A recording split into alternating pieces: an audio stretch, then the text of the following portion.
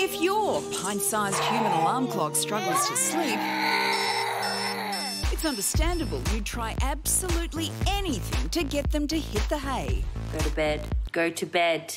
Melatonin is a hormone naturally produced by the brain, helping us feel sleepy. And for the past decade, pharmaceutical companies have been selling it in chewable gummy form, its use soaring 650%.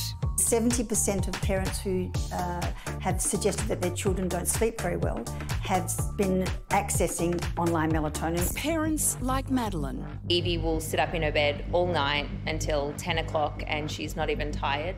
The melatonin that we got was from overseas. It was very easy to order. While melatonin supplements can be prescribed to adults and are available over the counter for over 55s, the TGA recommends against its use for most kids. The gummies are given to children because it's easier for them to take, and that's problematic because we don't have the evidence to be sure that that's risk-free. But new research shows parents and doctors are dishing it out to littlies anyway.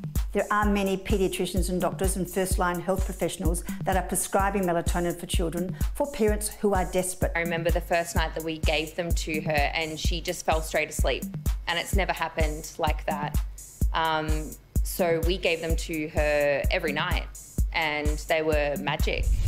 With wider uptake comes danger. A 2022 US study finding 2 children had died of a melatonin overdose, and the side effects are nightmarish.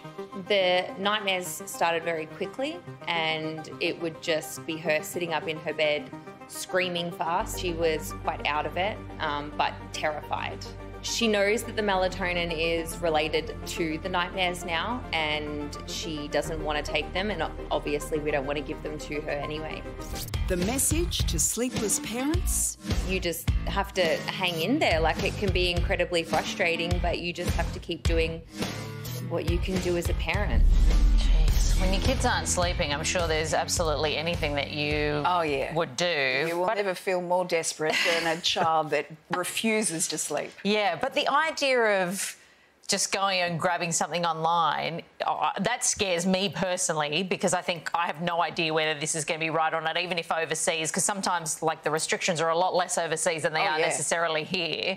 But if a doctor tells you this is okay, that gives you a sense of confidence that you can give this to your kid and that they're not going to be affected by it. But then for a study like that to come out and you think, that's a really difficult position to put parents in, because they're obviously going and getting this advice from doctors because they're looking for help and they're in a real bind. And you're a big fan of melatonin. Yeah, I take it as an adult. Since I've been pregnant, I haven't been able to take it. The doctor said I can't take it, but I used to take it because I had just difficulty sleeping deeply, and it was really helpful. But I don't know, I guess when I heard this story, I was like, oh, well, they stopped me from taking it when I'm cooking a baby, so it's probably not great for everyone. Won't give it to the baby. Yeah, exactly. Maybe I shouldn't give it to the kid.